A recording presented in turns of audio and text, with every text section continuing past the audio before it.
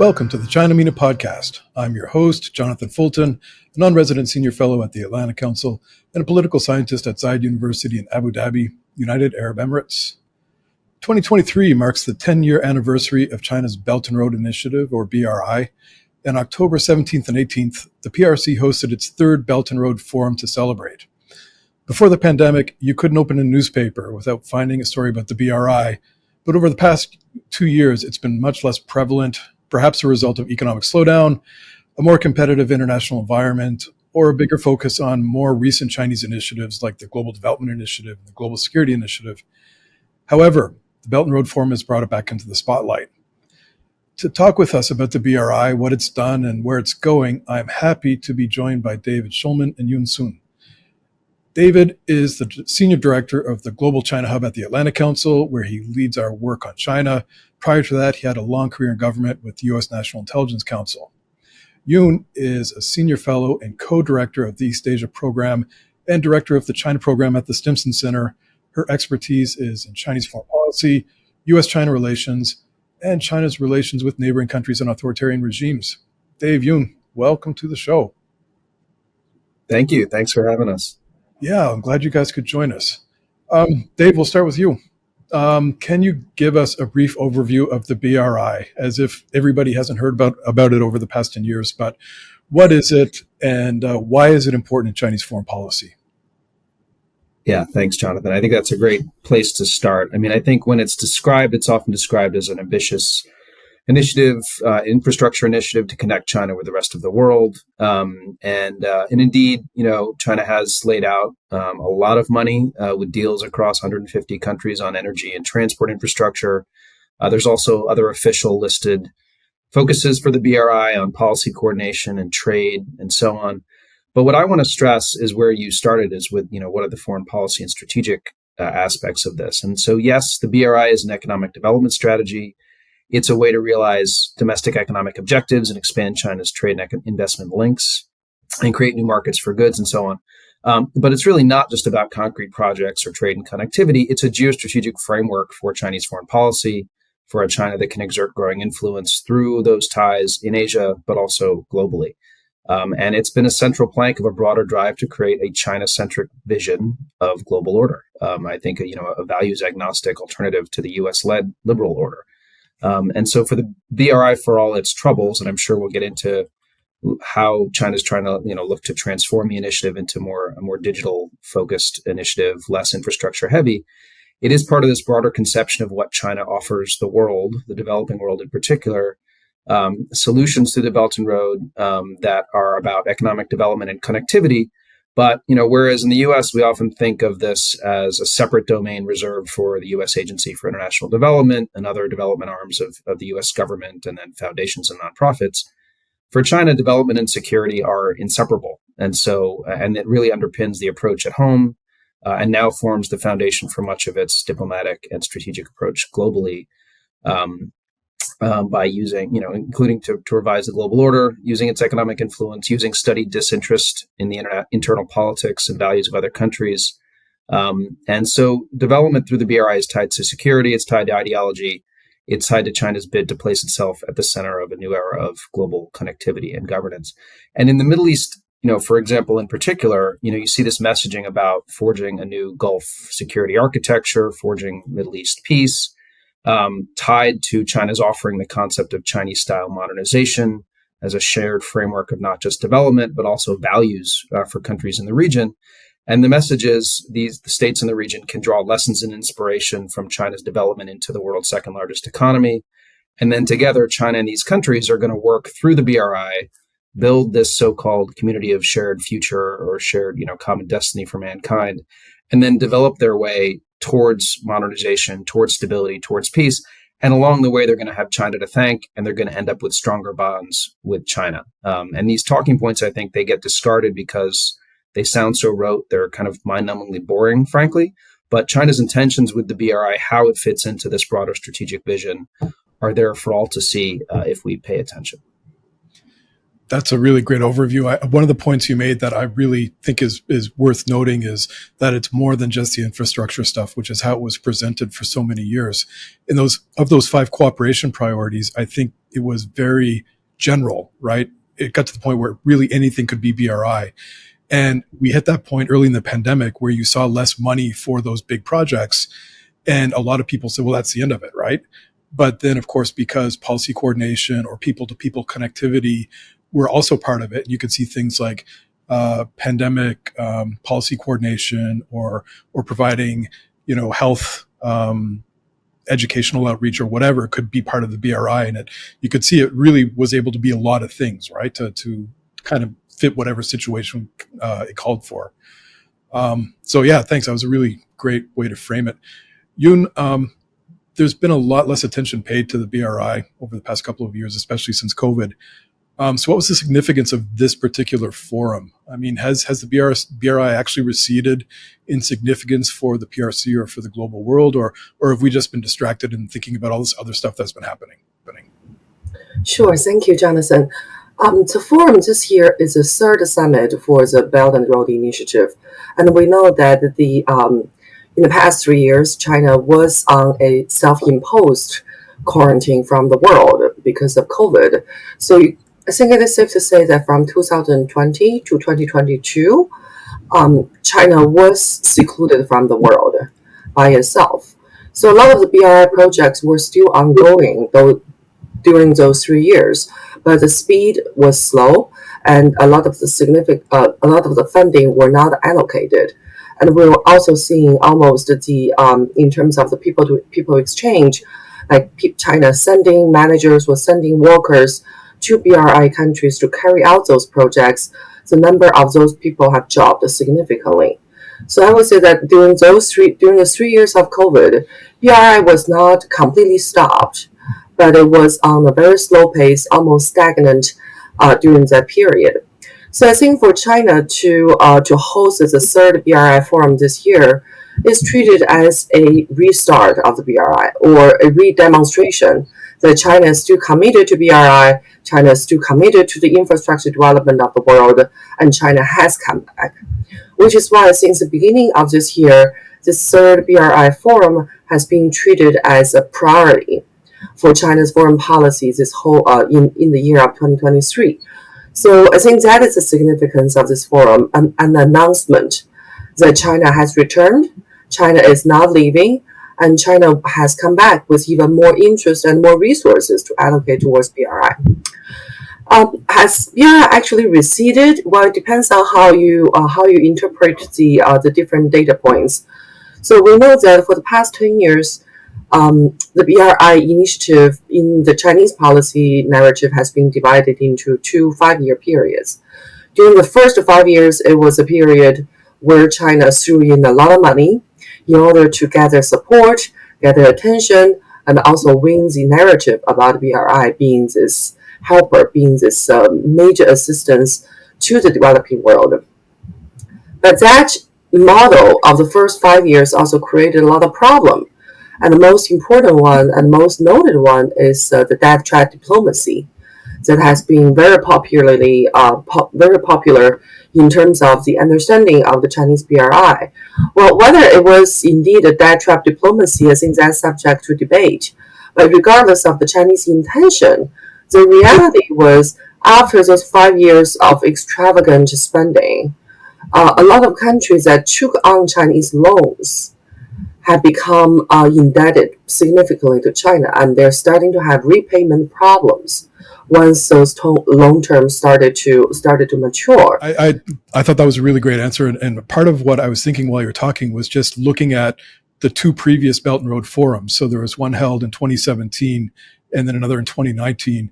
And it was interesting because, like you say, for the first 5 years or so, there was this period where China really was able to control the narrative about what the BRI was.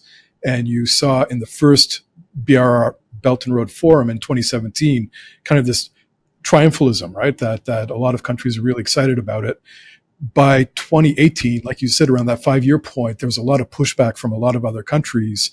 And you could see the next forum was in 2019. And in that, there was kind of the self-correction where the PRC was trying to maybe reshape the way people were talking about it, and things like debt trap were a big part of how they were talking about it, talking about trying to reshape the direction of it. So Yeah, I think it's really been a work in progress. It seems to be a bit of a shapeshifter depending on the particular moment in time.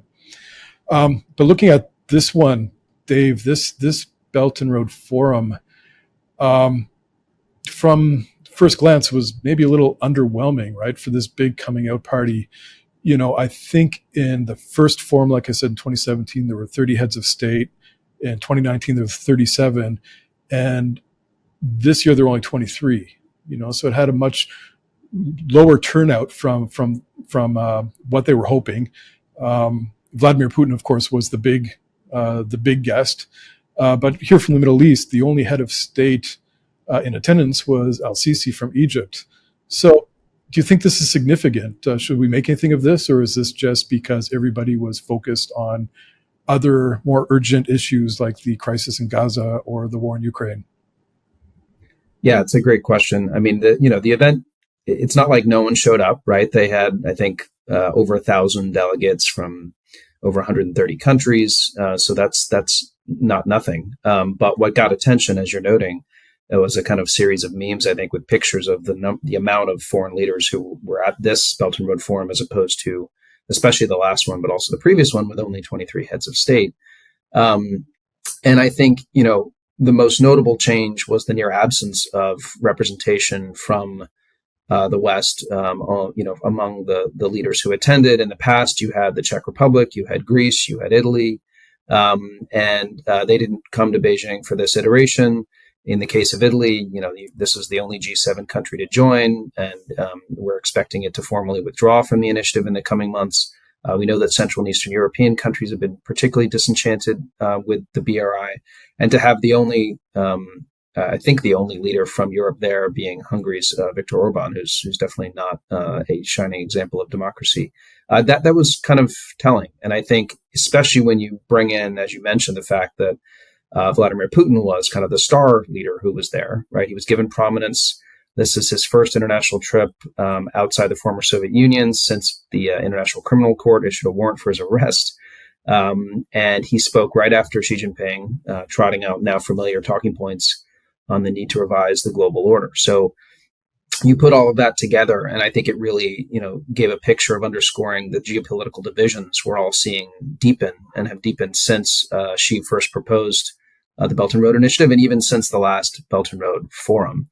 I think the second point on this, though, is that, and you are kind of hinting at it, those who were there were overwhelmingly from the global south, from the developing world, right? And I think it goes to this point that China is really doubling down on its focus on the developing world, on looking to reestablish its leadership of the global south. You already mentioned the Global Development Initiative, the Global Security Initiative, and the Global Civilization Initiative, which you, Jonathan, and others at the Atlantic Council have written about as part of a broader blueprint for a transformed global order.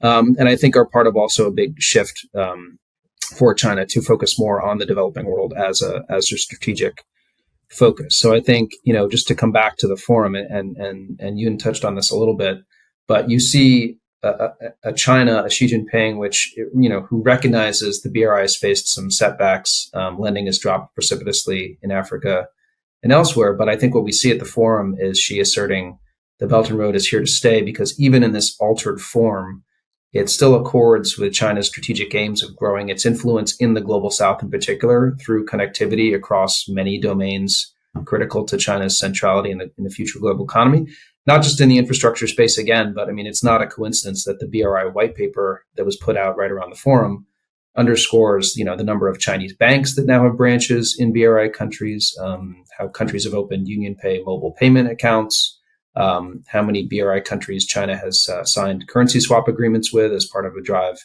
to internationalize the yuan.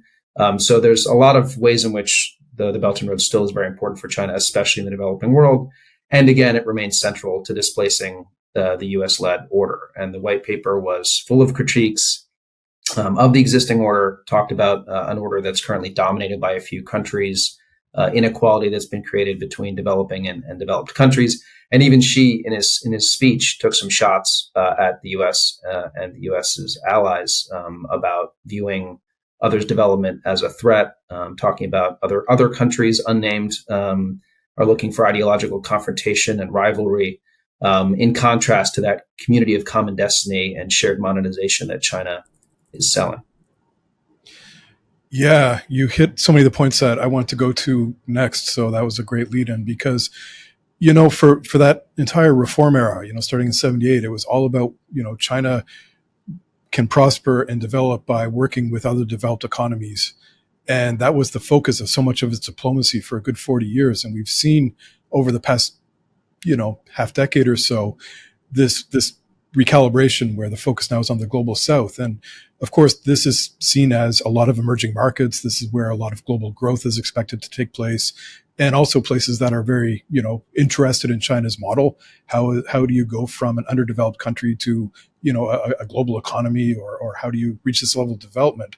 So it could be that Beijing sees the global south as natural constituents, or it could be that they felt that they've made the calculation that those relationships with those countries that lead the order of the West, or Japan, Korea, Australia, Europe, whatever, those relationships have reached a state of disrepair that it's going to be really hard to fix. So maybe the global south is the only real constituency that China has. So I guess, Yun, that's where what I want to come to you with is, with things like the GSI and the GDI and the GCI and the narrative coming from the Belton Road Forum, and just everything we've heard from Beijing over the past few years, China's presenting itself as a balance against the West and promoting itself as a supporter or potential leader of the global South.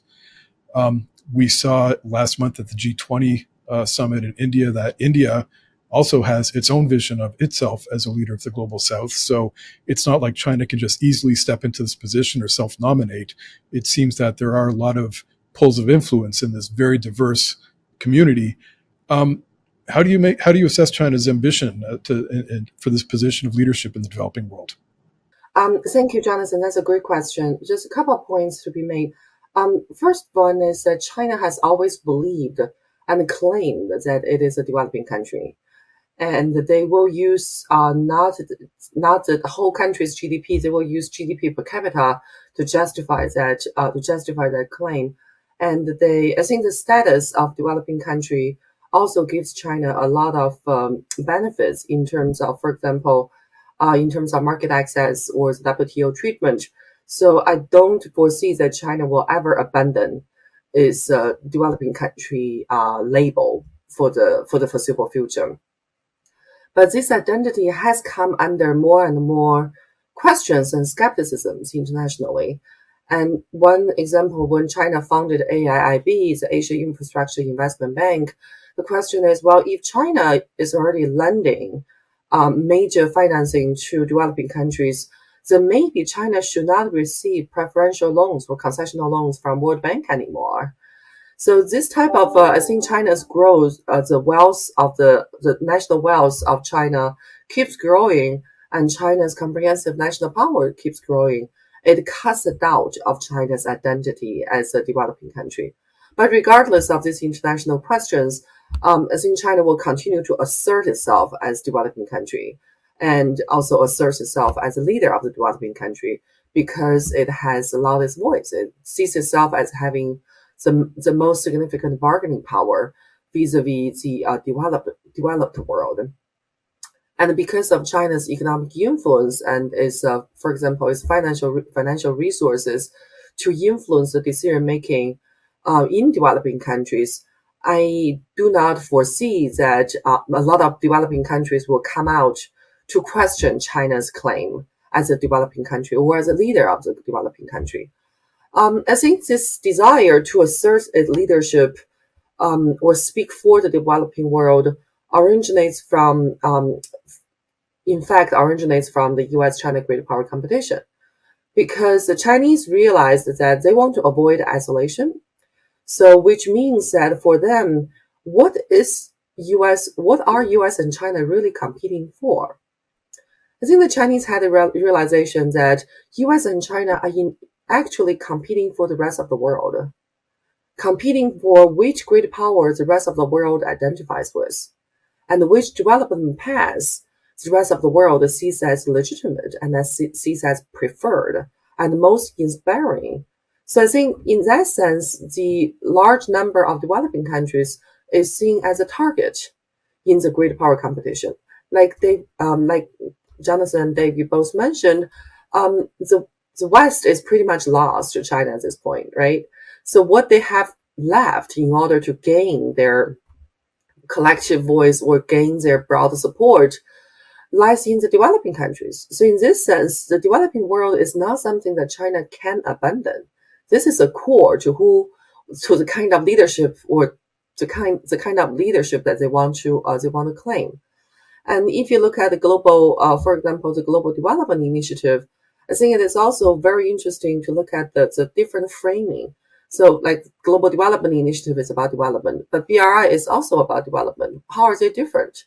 If you look at the framing, BRI is where China treats itself as externality to the world. BRI is China's gift to the developing countries. BRI is China's contribution to the world, right? But when China frames, for example, Global Development Initiative, China is in fact framing itself as a part of the world. So not as an externality, but as an endogenous factor of the world. So I think that evolution also shows that China realizes that BRI is not always the best forum or the best approach to present China as a member of the developing countries. So that's why it has evolved. But for China to claim leadership for global South, there is significant conceptual obstacle, I would say. Because for a very long time, China sees itself as a leader of the East, remember? So like in 2021, when Xi Jinping claimed that China is a superior model in terms of dealing with COVID, the slogan that he came up was the rise of the East and the decline of the West. So this ideological struggle or this core struggle that China has presenting is not one between global South and global North. It's more in terms of the political ideology. It's the global East versus the global West. So in that sense, I think the Chinese has had a difficult time trying to reframe this and try to equate global South with the global East. So you could say that while China claims that China is seen as a leader of the East, but for China to claim the leadership, India is a very powerful powerful competitor to the Chinese claim of leadership in the global South, especially given the constraints that I have mentioned. Thank you. I was at a conference or a workshop in September this year, and it was about Iran's Look East policy. And as the Iranians who were in attendance were talking about East, South Africa came up and Brazil came up and Eastern Europe came up. And I was like, well, what is East in your conceptualization? Is basically everything that's not the West, right? So, basically the entire world that's not part of Europe, North America, Australia, New Zealand, Japan, Korea, the rest of it is the East.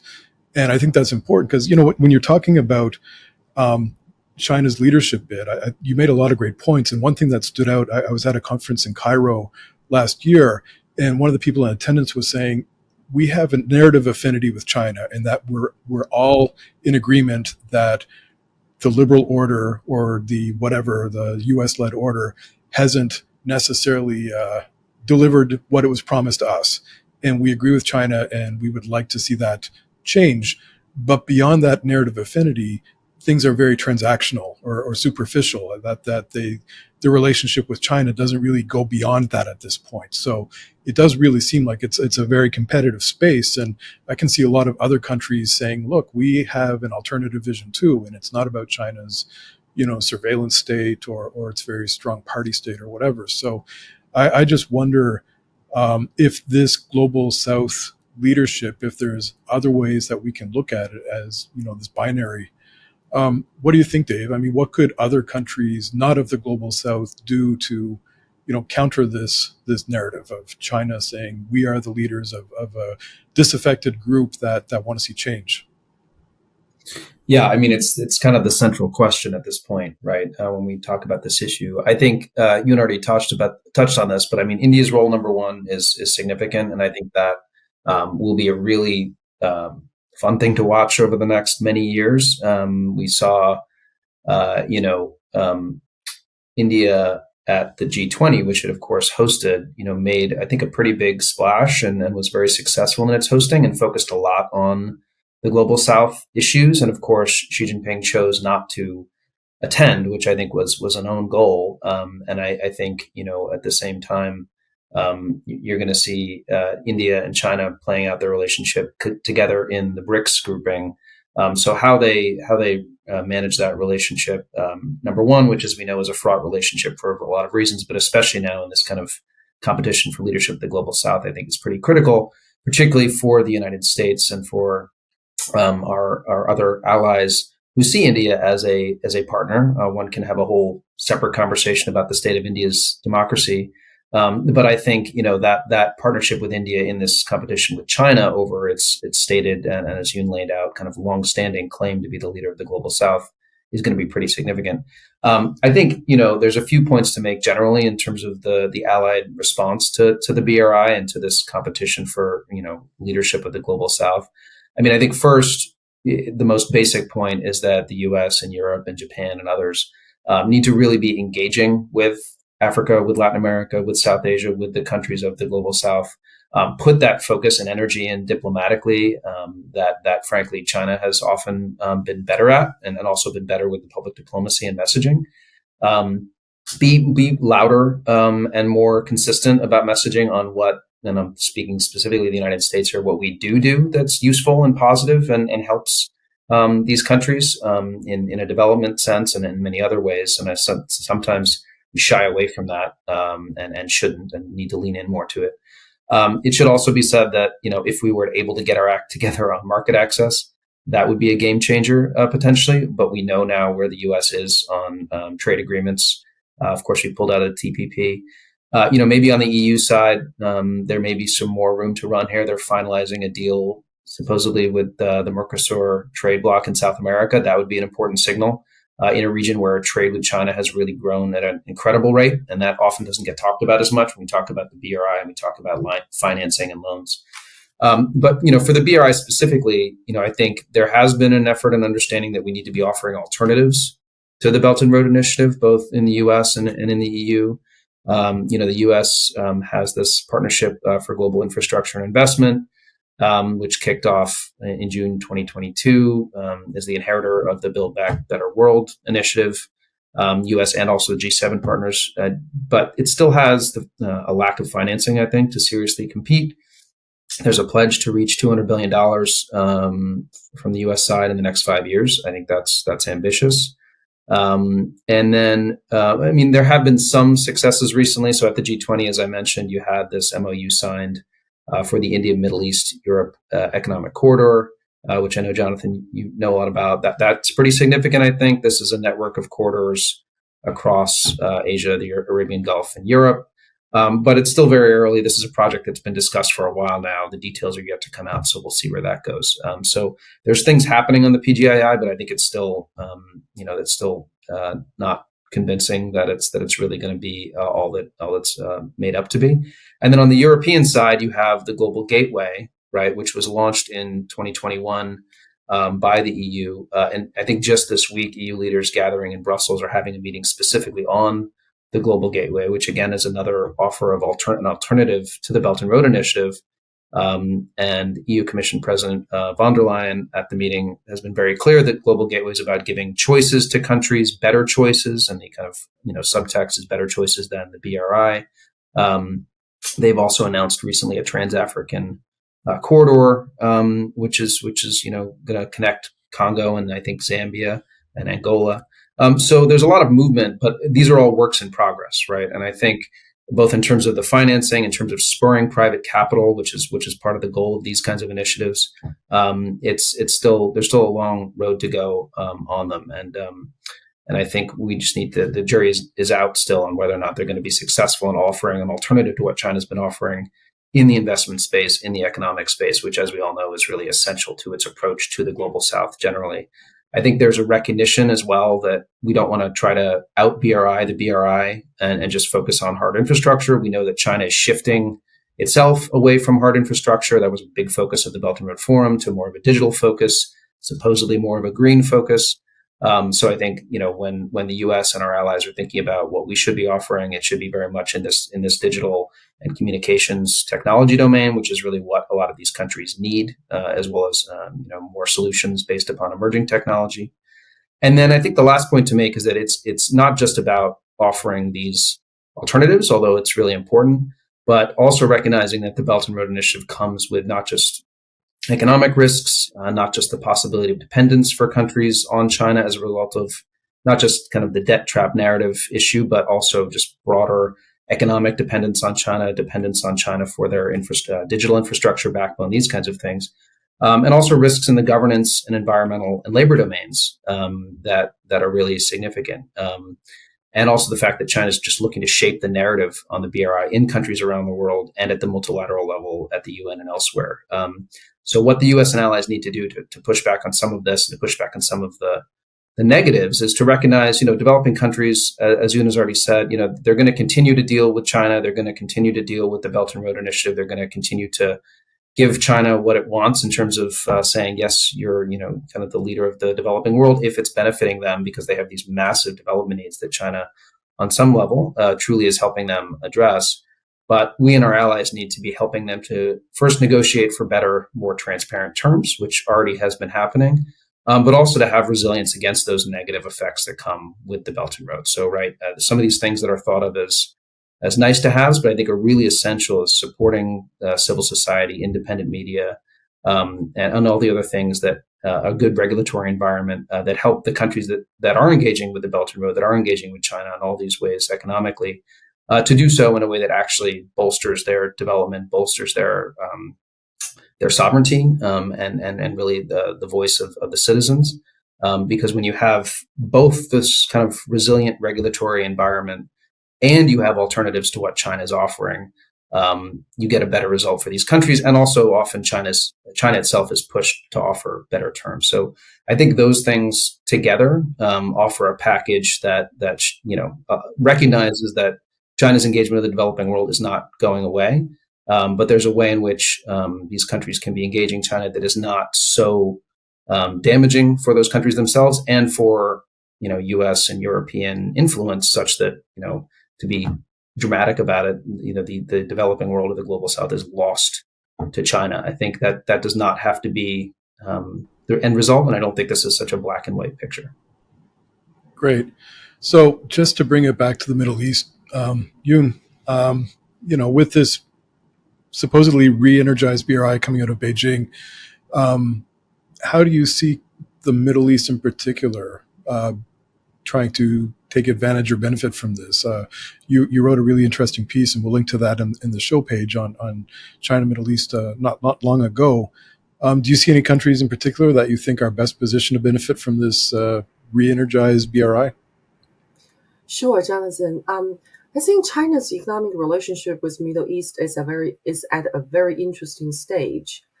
And I think the mutual complementarity or the needs from China and from Middle Eastern countries for each other is determining the speed and also the scale of their economic cooperation. And that will happen, that has happened, and will continue to happen with or without BRI. So this re-energized BRI, I don't see it playing a critical role in determining what China will amplify its economic relationship with the Middle East, because it is already happening. And remember, this is happening at a stage where China's BRI has already slowed down. So I would say that within all the BRI countries, not all countries are created equal, and not all the sub-regions are created equal. Like, for example, I mentioned earlier in this podcast that China's investment towards sub-Saharan Africa in 2022 decreased by 65%. And with China's economic slowdown, I think we assume that this trend applies across the board with all the BRI countries. But in reality, it is not, because during the same period and in the same macroeconomic context, Arab and Middle Eastern countries saw a major expansion in China's economic engagement, doubling their share of Chinese investment to 21% in 2022 compared to the previous year. So which means that we are seeing that the economic relationship between China and the Middle East, in fact, has defied the slowing down of the BRI and defy China's own economic slowdown. And I think the interesting question that it raises is, why is this happening? And my answer to this question has three parts. The first one is China's economic slowdown has not necessarily translated into a lower demand for the energy resources from the world, especially from the Middle East. Last year, again, 2022 is a year of disglory for China. The economic growth was the slowest since 1979. It was only 3%. But China's crude oil import during 2022 only dropped by less than 1%. And despite, remember last year there was a Ukraine war and China was importing a lot of Russian oil. But during 2022, Saudi Arabia still dwarfed Russia as the largest exporter of crude oil to China. So which means that China's economic slowdown does not necessarily translate to less crude oil dependence or import from the Middle East. That actually has continued and will continue to expand. The second factor is that we know that now the key word for China's economic relationship with the West is no longer decoupling. Now it is de-risking. So we are seeing that this segregation of the Chinese economy, or this intentional distancing of their economies from the Chinese economy by the Western countries, which means that China has become more eager to open channels and to attract more foreign investment. And we are seeing more investment coming from countries, for example, of Saudi Arabia or UAE going to China, not necessarily the other way around. And the recent deals, or the mega deals that have been signed in the downstream investment in the energy sector, I think is a demonstration of this. And the third factor, I think, is the most important, because we are seeing that countries like Saudi Arabia and these oil producing countries are trying to diversify their own economy, trying to pursue different economic growth models to prepare for the future. And they're trying to shift away from this traditional dependence on energy, on crude oil, and on the export of crude oil. So I think that really offers a convergence between their aspiration and what China is trying to offer.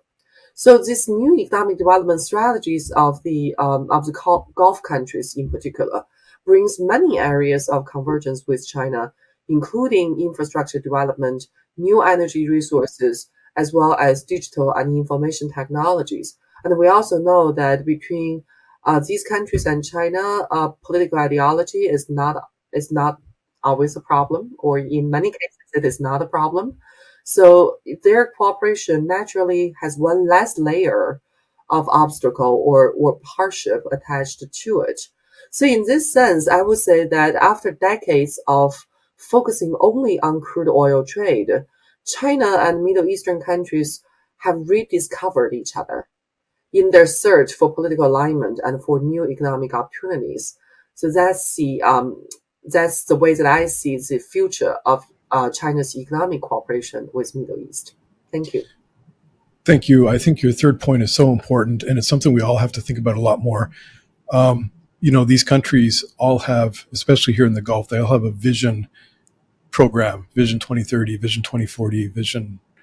And these all kind of appeared around the same time, right around the time the BRI was rolled out in 2013, to the point where I sometimes joke, and if you've seen me at a conference, then you've probably heard me make this not very funny joke that, it wouldn't surprise me if McKinsey weren't helping Xi Jinping devise the BRI, just like he's helping all these countries with their visions, because they line up so neatly.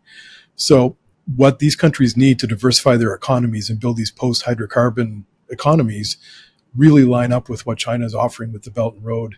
The geography is so big too for Beijing. I think, the Middle East, the middle is the important bit, right? That if you're connecting markets, then this is a pretty central location. So I think you hit a lot of really important nails on the head there, Yun. Dave, Yun, thanks so much for joining us. I think this has been really interesting for me. I'm sure our listeners feel the same. I really appreciate you taking your time out of what are no doubt very busy days, but really appreciate it. So again, thanks both of you for your time. To our listeners, thanks for joining us. You know what to do. Go to our site and like, listen, subscribe, and we'll see you soon with the next episode. Thank you very much.